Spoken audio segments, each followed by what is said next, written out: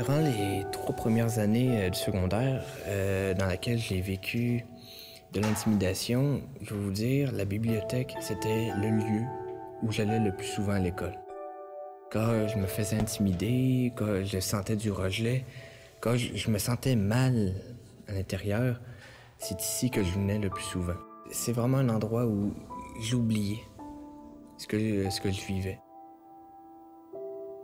Simon, c'est un jeune qui est arrivé ici tout fragile. Tout ça, c'est dû, dans le fond, à son syndrome qu'on appelle le syndrome de dysfonction non-verbale. Au point de vue social, ça touche tout ce qui est la relation sociale, comprendre les doubles sens. C'est difficile pour lui, les jokes. Simon, ne sachant pas décoder un petit peu ce qui se passait avec les gens, avait beaucoup de difficultés à se faire des amis. Quand il fallait faire des travaux d'équipe, on se tenait pas avec moi. On s'arrangeait pour que je sois mise à l'écart. Je me disais, voyons, je suis pas quelqu'un de méchant, je suis pas une mauvaise personne.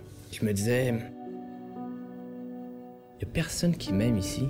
Il y a personne qui me respecte. Alors pourquoi est-ce que je devrais continuer à être ici, à vivre, à exister? Pourquoi qu'on intimide du monde, écoutez?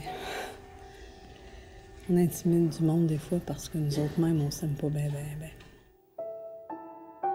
Personne ne mérite ça. Il y a personne qui mérite de se faire intimider. Il est sensible, il a le goût d'aider les autres. Si on veut s'en sortir, il faut qu'on en parle. Il faut qu'on sensibilise les gens. Il faut plus qu'on ferme les yeux. Il a fait son groupe Facebook sur l'intimidation.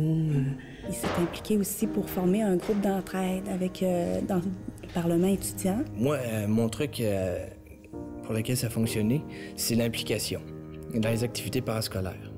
L'improvisation, le Parlement étudiant, le club photo. J'aide les autres, je m'aide moi-même. C'est extraordinaire. C'est extraordinaire aussi. De voir Simon progresser comme ça, moi, il a marqué beaucoup ma carrière. Je n'étais plus une victime. Il est persévérant, c'est le cas de le dire, dans la volonté de vivre puis d'être heureux.